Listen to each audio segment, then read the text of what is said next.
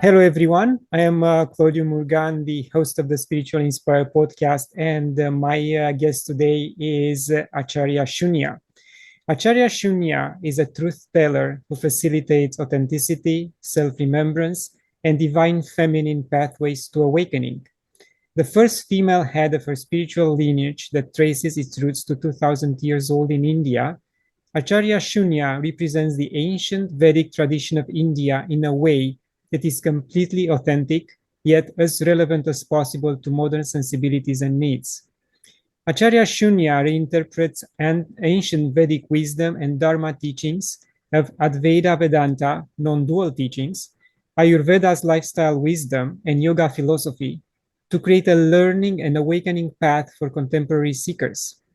Her teachings act like a bridge between ancient wisdom and issues faced by modern humans today. She's the author of three best-selling books, her latest being Roar Like a Goddess, Every Woman's Guide to Becoming Unapologetically Powerful, Prosperous, and Peaceful. She is the founder of the Awaken Self Foundation, a learning, empowering, and awakening platform, and Vedica Global, a religious non-for-profit, both headquartered in Northern California. Acharya Shunya, welcome to my humble podcast. Thank you. I'm so delighted and excited to speak to you. You have a wonderful background and especially an interesting childhood. And you are coming from a well-respected spiritual family. Your parental grandfather was Baba Yodhya Nath, Vedic scholar, yoga and meditation master. How exactly was to be around such a powerful energy, knowing that, and correct me if I'm wrong, that usually in India, fathers and grandfathers are focusing more on boys than girls? Initially, he was simply a beautiful, benign grandfather to me until age 9. He told us stories and he always made time for his grandsons and granddaughters, all of us. From the beginning, he had, as all realized beings have, an eye to look for what is equal amongst all of us. And even birds would come and sit around him, and animals would be peaceful around him. So he was a unique person. But when at age 9, Claudiu, I was chosen to be the center of his attention in terms of teaching and training, and he always found special time besides a general classroom for me to instruct me. And he announced that he is grooming me to become the future leader of this ancient lineage. Thankfully, I was a child and I didn't really understand except feel a bit important for like a day. But I have to say that in retrospect, as I matured and as my vision matured, and really, it's really now when I look back, I realize what a gift it was to grow up with a self realized human being minus the wills and whistles of miracles and lights and sounds and all the new age understanding of self realization. He was really anchored, sorted, wise, compassionate person. And being with him, seeing him handle his life through its ups and downs with inner equanimity, it really had a lasting impact on me, I would say. Yes, and it's a big responsibility, as you said, and I can relate that to Paramahansa Yogananda. Also, from an early age, he was chosen for a specific path. And in your particular case, were you told that you're gonna have to leave India and move to US to spread the message? It didn't happen with me quite that way it happened with Paramhansa Yogananda, as in like go now. But when I was really young, my grandfather, my guru, predicted that I would travel abroad. He said that in our native language, not in English. He said I would travel abroad and I would spread the message of the Vedas far and wide. And it came true the way my life worked out. My husband moved and I moved with him. And I didn't know anything else but to do this work. And so it karmically, it all flowed the way it did. And now I have these organizations and these students worldwide, and I'm doing the work. But for him to announce that when I was still a kid is something. And I have a funny story because I didn't know what the Sanskrit word for abroad meant. Like, I didn't know there's a country called America when I was really young. And the only other foreign country I knew was Sri Lanka, near my home, my country. And my cousins teased me that they would put me on a boat and send me off. So hearing these things, I've grown up with this commandment from Baba that she will travel. I didn't try and make it happen. It just all happened that way. And I came to this country and I went to a local Hindu temple, like maybe the third or fourth day, and I told them who I am. And they're like, can you give a lecture? And from that day onwards, my life never looked back because I had the knowledge and the blessings of my guru to pass on. Yes, and it's interesting that you're allowed to have a family and prove that you can be spiritual and you can attain self-realization while having a family, while raising kids and have daily responsibilities. It's just a matter of um, creating a habit and be in that relationship pretty much all the time while being in the world. Very well said. Indeed, it's a habit, it's a choice. And Lord Krishna himself, who gave the message of the Bhagavad Gita, has described the two paths. The monastic celibate path is one path. It's a great path. It's a harder path. For the rest of us, he's suggesting the householder path of spirituality, not the householder path of degenerative self-indulgence, but of spirituality. So we are what is known as Grahastha Sadhu or Grahastha Yogi. Grahastha means householder. So we are a Grahastha Yogi or a Grahastha Sadhu. Sadhu means one who is trying to ascend in their consciousness while being a householder. And that's our path. My great grandfather was also a sadhu of renowned fame. My grandfather, all of us have been married, we've raised children. I'm still raising my child who's 27-year-old because, you remain a parent forever. And while the spiritual work, as you mentioned, is a habit that I've cultivated, that besides being a wife and mom and auntie and daughter-in-law, who am I? And why am I playing these roles? Those are important deliberations on a daily basis. Yes, I mean, in the end, these are labels which the society puts on us because we have to go through life. And but in the end, and within inside, we know that we are different, and hopefully, we realize who we really are.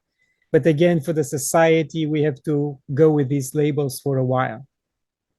Very true indeed. So true. And your family, I mean, your Baba and everyone else in your family was contemporary with Swami Shiv Varji and even Yogananda. Did they have the chance to meet and talk? My great grandfather was invited by Sri Aurobindo.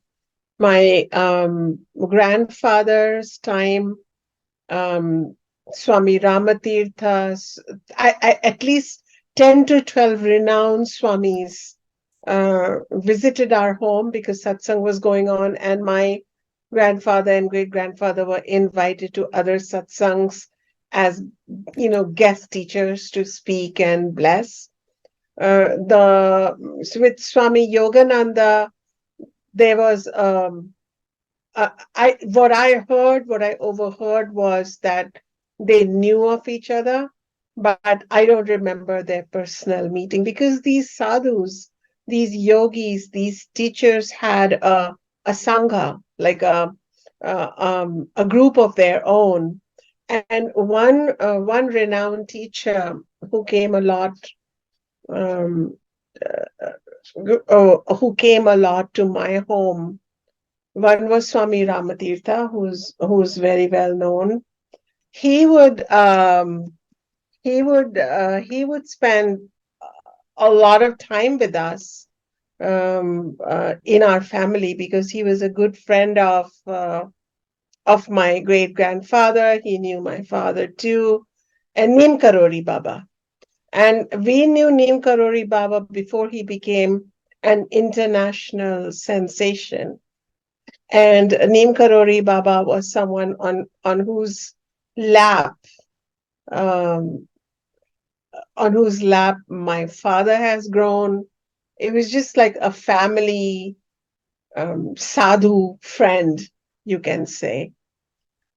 In fact, my father remembers being scolded even by Neem Karori Baba when he was a youngster. So these people were part and parcel of our life. And I was forgetting Neem Karori Baba's formal name because I know him from an informal name, which I'm not going to mention in public. I understand. And during these teachings with your Baba, there was any work, karmic work he had to do on you in order to stay on this path and make your path easier? Did he ever mention this type of work to you? Work for me or work for Yes, him? for you to ease your Oh, karma for this lifetime. oh yeah, yeah. So the work that he clarified to me in a coded language, which I'm now understanding because back in those days, I don't know if Swami Yogananda was like that, but they don't get very personal about your role. They only stay into like looking at you as a soul. And so what he shared with me was that I must get married. I will face great darkness after marriage, and that I must use this knowledge to pierce through the darkness, come through, and help others. What he was really saying was that as an Atma, as a soul, I don't really have command over relationship. I don't like if I'm meeting you as a friend, I would know what to talk to you. I only know one relationship, how to be a disciple and how to be a guru. I only know this. I don't understand social conversations, transactional relationships. It's a very unknown area for me. It feels like this might have been a whole new area for my soul to explore. And then, of course, darkness befell me because I come from a highly structured, institutionalized marriage society. I didn't know how to figure this out. I messed up my first marriage. I couldn't keep it together. I married again. The same problems occurred all over again. I know how to be a lover. I don't know how to be in relationships because when you have to be a lover, you understand your own body and its chemistry and its sexuality. But the moment it came to being auntie of somebody or a niece of someone or a daughter-in-law of someone, I'm confused. Not evil, just confused. Gradually, I'm proud to tell everyone I am now pretty comfortable with all these roles, super dharmic, friends with my ex, great friends with my present partner. And I think I'm done with the institution of marriage also for next lifetime because I've understood that marriage is about allowing to yourself to receive and giving selflessly. It's all about dharma. And I'm really walking that path. And so I feel that Baba wanted me. He really knew that I would be the right candidate in the 21st century where family life has broken down, marriage as an institution is challenged, children are growing up with confusion around what is their role versus parental role. It's a mess. To find that light of dharma, to let go of shame and self blame because you couldn't figure it out the first time, to really move from holiness to wholeness. That path I did, and I'm now bringing forward through my work and my writings. So there is always this light around the self versus relationships. I'm not a relationship coach. I'm still a coach of self and moksha and mukti and yoga, but in a setting of relationships, like getting lost and then rediscovering yourself, recognizing that the divine dwells in the other, and moving forward with, clarity and Om Satyam.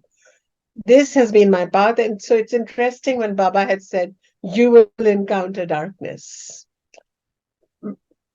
The darkness was all inside me. It was my own ignorance that I encountered. So he clarified that. Another thing he spoke to me during a dialogue was that I'm going to be someone who will help bring this knowledge, or translate this knowledge, not dumb it down or dilute it, but translate this knowledge for the Kali Yuga, for the times that were coming up, that are even where anybody can be a guru. You got an Instagram account, you're a guru. So I Yeah, feel like I'm the chosen soldier here. thank you for being so honest. And this reiterates the fact that, yes, you go through all this struggle and the life's challenges and still keep a straight head on the spiritual path if this is what was meant for you to do or be. So please, everyone who listens to this chat, don't be discouraged, because there is a way, no matter what life throws at you, either let's say stage of, no matter the stage in life you are at. So yeah. And you mentioned Kali Yuga, and I wanted to discuss about that. Do you think Kali Yuga will be as destructive as the old chronicles mention? I think it's already very destructive. And it's only 5,000 years into the Kali Yuga, and we have hundreds of thousands years more.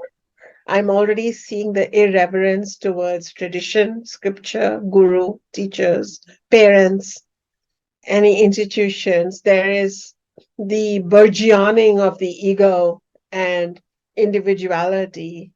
The climate, as predicted, the climate has become totally disturbed. Our environments are toxic.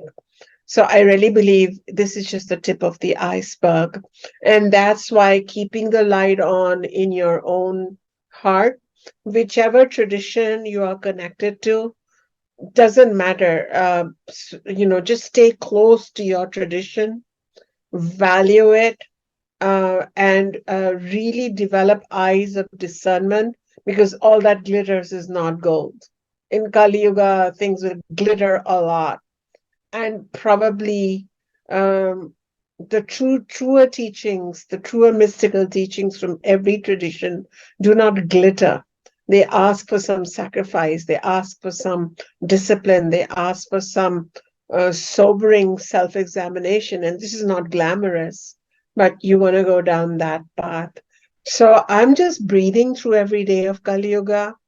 I'm trying to be myself and uphold my tradition when the winds of Kali Yuga are poo-pooing everything that's traditional, calling us dogmatic and superstitious, and then because there is one false guru or one false pastor damning the entire tradition.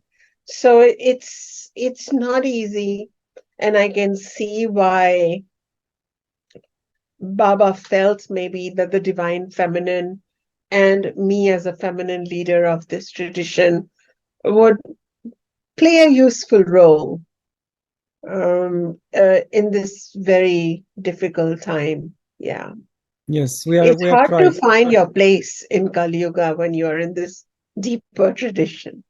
Yes, we are try these days to hold on our values, as you said, to say the right is right, not the right is wrong, and the black is white, and the other way around. And as long as we have a spine and we have an idea and we believe in something, we have to stand our ground. We cannot cave into peer pressure, no matter how hard it is. And by doing that, again, I repeat myself and I reiterate what you said, we keep our values. Either they are religious, spiritual, family, cultural, we maintain those by holding tight onto our beliefs. I think that is the only option. And really choosing our company carefully, because I've found that our mind is, um, it's like tossed around samsara so much that I almost have to shut down all sources of knowledge. I don't, I might be on Instagram, but I don't look at it constantly. And I choose the podcasts I show up on carefully. It's like, who do you want to even connect with right now? Because they can suck the life out of you, and you can, and the essence of Kali Yuga is makes you feel not enough. It robs away santosha or contentment, and you just become relentlessly hungry and thirsty, metaphorically. Yeah. And it's the quickest route to anxiety, depression, frustration, desperation. It's an interesting time to be in avatar of this human body. Yes. Acharya Shunya, how is your teaching different than, let's say, Kriya Yoga or Bhakti Yoga? What's different? I'm not an expert on the Kriya Yoga tradition that you are connected with, though I have read the most beautiful book that inspires you towards a spiritual journey, the autobiography of a yogi. I would say that the Vedic tradition that I'm representing is probably the older. I don't think it's very different. I just think it's the older background of Kriya Yoga, which is that Vedic background of the four Vedas and the Upanishads. And then Kriya Yoga is then taking all that, putting it into a methodology to to move towards self-realization. So you can say Kriya Yoga is a yogic pathway, just like we have Raj Yoga, Kriya Yoga, Jnana Yoga. And the Veda is the inspiration for that journey. Okay. So I'm not so much of a single yogic pathway teacher. I'm more of the giver of the full picture. This is the Veda, these are the pathways, this is this, this is this, this is this, this is that, this is the goal, these are the obstacles of karma or vasana coming in between. So I teach the big picture, you can say, and I support such traditional pathways like Kriya Yoga. And I am probably more aligned towards Jnana Yoga, or the knowledge of the unity between the self, the Atma, and God, the Aikyam, the union of those, but through cognitive understanding. So if I had to pick one yogic pathway, that is my pathway from the Advaita Shankaracharya tradition. But because I'm a Vedacharya, I can step back and I can look at the whole picture, which I've been taught to do, and present. I'm like a professor where Mhm. I can present the whole view. Yeah, maybe Yeah. that. I'm a Vedic professor, you can say. Yeah. So in other words, anyone who wants to step on the spiritual path or continue in a specific direction, all they have to do is to just choose one and then pursue it until masters that approach, regardless what that approach is. Oh, absolutely. Because can you walk on the path of jnana or jnana yoga without bhakti, without kriya, without, no, they all come in because it's all connected also. It is not that the path of kriya yoga is without knowledge, insights, and without meditation. So it's all connected. But yes, karma determines which master you will find, which Sadguru, which main teacher, which Acharya who will be taking you through. And then karma determines uh, which path you should walk on. To walk on it with loyalty, to walk on it with discipline and devotion is then our choice. That is the karmic response that we are making and creating new karmas. To move here and there and to constantly uh, be greedy and grabby for all paths. That's a very Kali Yuga symptom. Yeah. Indeed. You do also teach Ayurveda as a way of staying healthy using a traditional approach. Can you share what's the optimal approach to using Ayurveda? My grandfather had walked for 4 years in the Himalayas on his barefoot. And he returned back to Ayodhya, our hometown, at the age 32. So he was gone from, yeah, around 29, end of age 28, up till the age 32 in the Himalayas. And back in those days, when somebody's gone, somebody's gone. Like, we don't know if they'll come back because they are wild beasts and killer thunderstorms and slopes that we don't know if they'll come back. But he did. And he came back changed, and he came back armed with the knowledge of herbs and medicine. And they had, and Ayurveda is also taught in traditional Vedic gurukulams as part of the curriculum. It may not be the main book, but it's the main scripture, but it is part of it. And what Baba got really fascinated was by herbal remedies, plant medicine, and he was also a big lover of the philosophy and spirituality. And I think I inherited that in toto, plus some other lifetimes knowledge in this lifetime. And as a result, I have brought Ayurveda onto the forefront the traditional Ayurveda, not the dumbed down, diluted Ayurveda. Also, I'm an advisor to the government of India for international Ayurveda affairs. I have headed the 60 country consortium on Ayurveda curriculum, international understanding of Ayurveda. So it seemed like, along with everything else, I had all these roles to play in Ayurveda. And my book, Ayurveda Lifestyle Wisdom, in its year of publication in 2017, became the top 10 books in alternative medicine because I shared stories growing up with Baba and learning about Ayurveda at a very esoteric, sweet kind of way. And my 9-year-old self kind of co-authored that book. So it was really nice. So this is my Ayurveda legacy. It's more significantly from Baba. And I took that Ayurveda stream, which was part of my Vedic learning, into a bigger creation, with my being the Acharya and my leading the way. Yeah. Yes, I assume that it's a very rewarding feeling to work with plants, to feel their spirit. And I recently interviewed Emma Farrell from the British Isles, and we talk about her book and how she works with plants and healing with plants, and is fascinating. It is. And I was born with a genetic condition because of which some of my younger years, early teenage years, were spent in bed or using crutches to walk. And that's when Baba's Ayurveda helped me deeply. And I had this story where once I couldn't walk and I was crying, and he suggested I fly.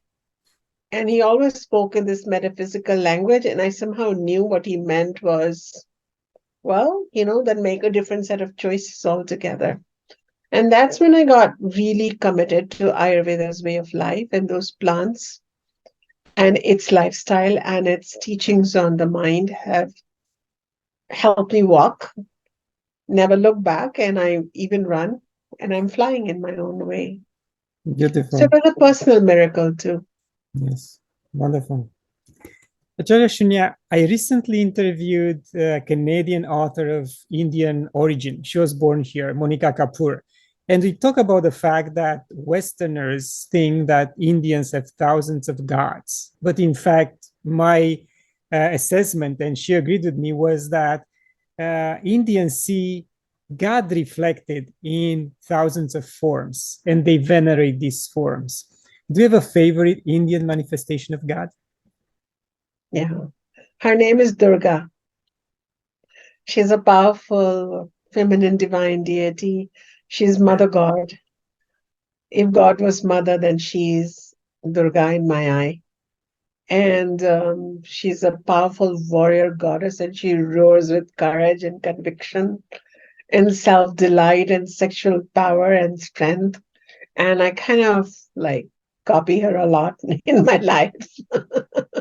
And you talk about But her in your book, I correct? do and roar like a goddess. And I can't decide really, because being a Hindu and growing up as a teacher of the Hindu traditions, I have found that I have an ongoing love affair with the divine, and the divine comes to me and loves me in so many ways, so many forms. So Hanumana, when I need agility and strength of my mind, Ganesha, when I find I have inner and outer obstacles, Kali, when I'm afraid of my own truth that's naked and hard and raw and electric like an open wire.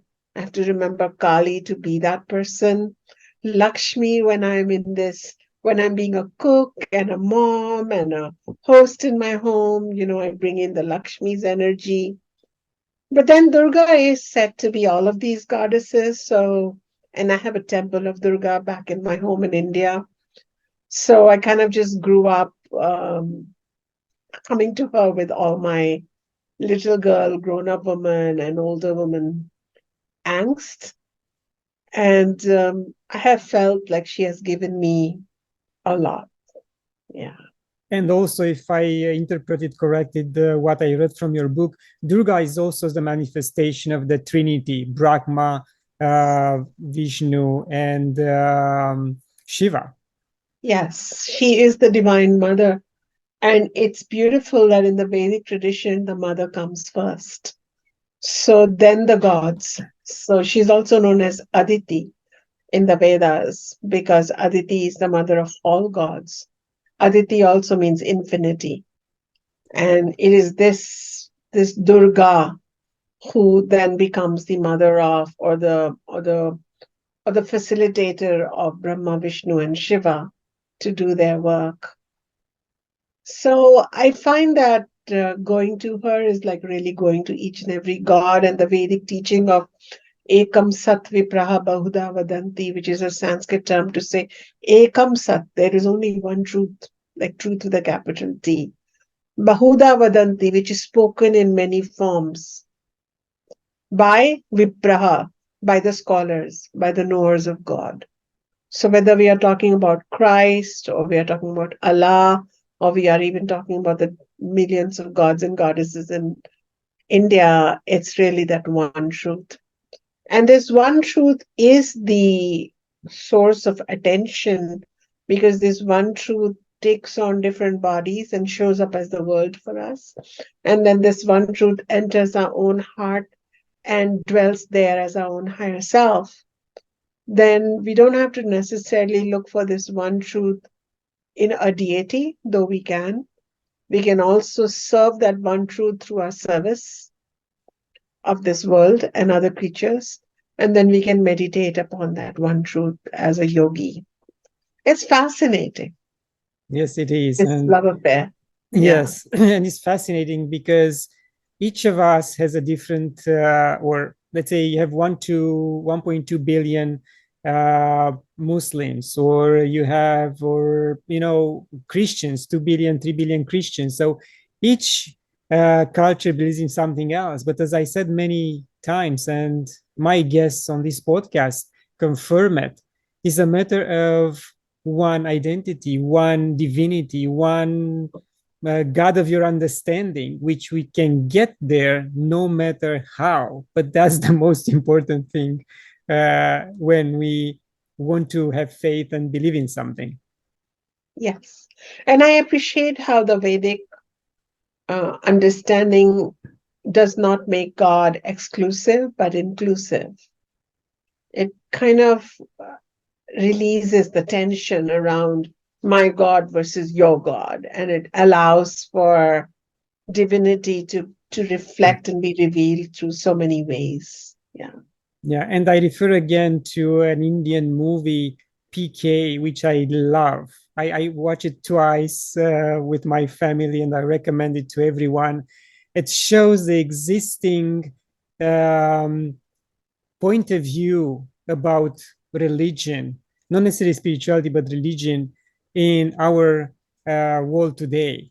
And for someone coming from outside is very confusing. And that movie reflects this confusion wonderfully. I'll have to watch it. I have not watched it. Mm-mm. But Yes. I've heard about it. Yes. I want to ask you if you ever participated into a Kumbh Mela event. Of course. Yeah, many times, not once. And I've been to the Mahakumbh Mela also because where it is held in Allahabad, that's only we had a home there also. And it's just it was just part of our life, the Kumbh Mela. And in fact, I'm hoping that soon I can take some students there. It takes some guts to participate in the Kumbh Mela because it's India or Hinduism at its rawest. And if we are used to a more sophisticated version of the Hindu Indian way of life, well, it removes all those illusions from our mind. And then you see children being, a new infant being born and a dead being cremated side by side. And it's like, okay. So, based on what I know, there are tens of millions of people participating at the same time for a week or 10 days. Yes. So, what, let's say, your students or someone else attending can learn from such a gathering?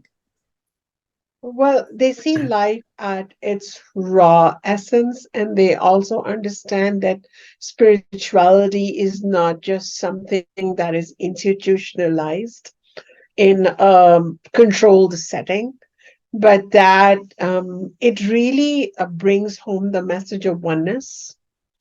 It brings home the message of creativity in chaos, oneness in diversity, beauty in ugliness, and ugliness in beauty. I think what happens if you go to the Kumbh Mela is that your mind's preconceived notions of neat little boxes of life collapse. And I think you can have a rebirth, really. So I would invite you to come along when I go because it's an experience. People go to the Burning Man, for example, but this is Burning Man million times over. And there is all sects and classes of religious teachers with their groups coming. And so many people from all over the world now come to just watch and observe. And then there is the Ganga there, or the different rivers alongside which the Kumbh Melas are organized because it's rotated around the year. And that river is eternally flowing while we humans create our groupings and our camps and our eating. And there is so much spontaneity and spontaneous alleviation of suffering. Like people who can't walk, I've seen people who can't walk literally walk into the river, and suddenly millions of people will start chanting for you, and you come out of it like you can walk. So miracles are happening minute to minute there because of the conglomeration of bhakti, really. That's what's happening. And it's all unplanned. That's the another part of it. The food is planned, the water is planned, the hygiene is planned by the government, but not much more than that. Wow, very interesting. And you talk about, let's say, the positive, the healing side of what can come out of such participation. But each of us has his own energy, and when you participate in million people gathering, certain energies are not always positive. So do you think someone can attract something which is not good for himself or herself? And how can we protect from something like this to happen? There can be some petty crimes because there is poverty and somebody could pick up your backpack and walk out. So those are some tiny I'm things. talking about, sorry, I'm talking about the energetic Oh, aspect. there is no chance. No? No chance. because the overwhelming energy is bhakti, huge bhakti. And people don't show up in that chaos unless they are like led by God. And even those them there's like a million people there, and the crime rate is like a minus like 0.001%. And it may be more like you put your bag somewhere rather than somebody walking away, because then it's found 3 days later. Nobody wants to do any crime in the witness of God and Ganga and in this moment. I mean, even the robbers and the cheaters come there to be purified of their sins. So the in fact, if we have darkness in our hearts, it gets dispersed because of this huge download of light that's happening. And so it's the best therapy that one can do for themselves is just to be there and observe. There are elders who go there who can't walk that much and can't be part of that festival, but they just pull a chair out of their camp tent, sit down and spend 12 to 14 years just quietly watching everyone, their tears flowing through their eyes, and they just feel good. They feel healed and whole. And we stop stressing the petty things. So it's highly recommended to go to the Kumbh at least once in your lifetime. Yes, in fact, I was invited to go to Burning Man this year, but it was on short notice and I couldn't attend. But Kumbh Mela is on my bucket list, so I'll think about it. And because we talk about this huge and amazing and cleansing spiritual event, do you think, in taking it to a bigger picture, to country-wise, do you think that we can still consider India the indisputable spiritual center of the world? 100%. 100%. If you initially, when you walk in there, you feel like, oh, India is dirty and there is trash here and there, and there are these high rises. But then when you meet the people and when you go down the alleys and you enter homes, you realize how much they co-live with God, how much they are, um, the Vedic tradition of that one entering all beings is there. And so people are cooking food, one for the cow, one for the dog on the street, some food for the birds. It's a way of life. It's a way of life. So if you go in there just to go to Delhi and Agra to see the Taj Mahal and Jaipur to do some shopping and leave, you wouldn't know. But if you live in India for a few weeks and try and find some situations where you can enter ordinary homes and eat with them or be with them, you will notice how emotionally and mentally healthy they are.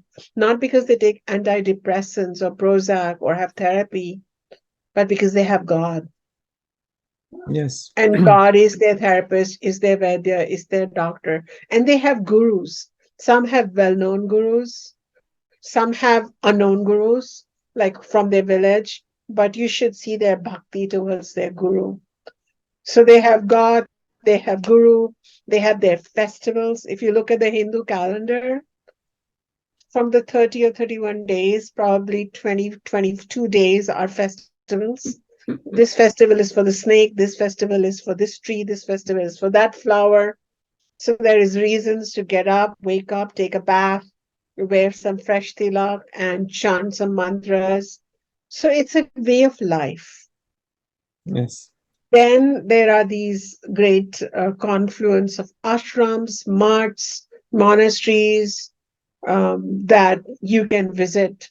Then there are entire towns full of spiritual energy, like Varanasi, Banaras, Rishikesh, Prayag. I can't mention enough. And the confluence of all religions, Hinduism, Sikhism, Jainism, Buddhism, then the sub tradition of the yogic pathways that are everywhere from the tip of India to the end of India. So I would definitely say that once in our lifetime, we must also spend some time in India, being amongst the ordinary Indian people. Yeah, like a pilgrimage. That's Like a wonderful. pilgrimage. Yes. I want to go a little bit deeper into your work, and I know you have a hard stop very soon. I want to talk about the goal of the Awakening Self Foundation. I think the goal is to awaken from the dreary dream of Maya, to awaken from the illusion of self-limitation and the illusion of being separate from each other. So I have provided the Vedic sciences of Ayurveda, of course, yoga philosophy, and a big spectrum yoga. And then, of course, Advaita or Vedanta from the Upanishads, and the divine feminine wisdom that underlies all of this, to be accessible in short courses or long-term study. And the goal is to create more videos and create more teachings which are traditional but accessible to the modern person. Not just the Western person, but even Indians are modernizing and changing. So I would like everybody to be having this knowledge. I'm hoping that if I have to come back after the end of this body and I'm born again on earth, then I hope I will leave behind a foundation that can quickly remind me.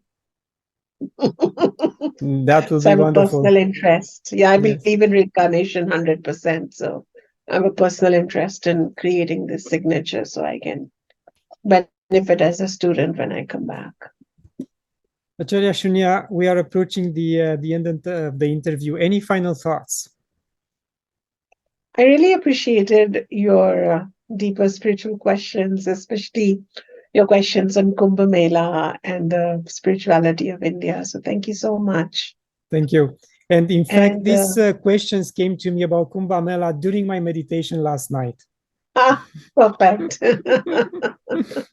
I think your guru and my guru must be smiling over chai somewhere. Yes.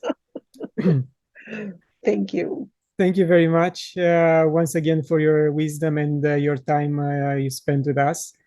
And to my viewers, thank you for watching. Share it, like it, download a free copy of my book when you visit my website.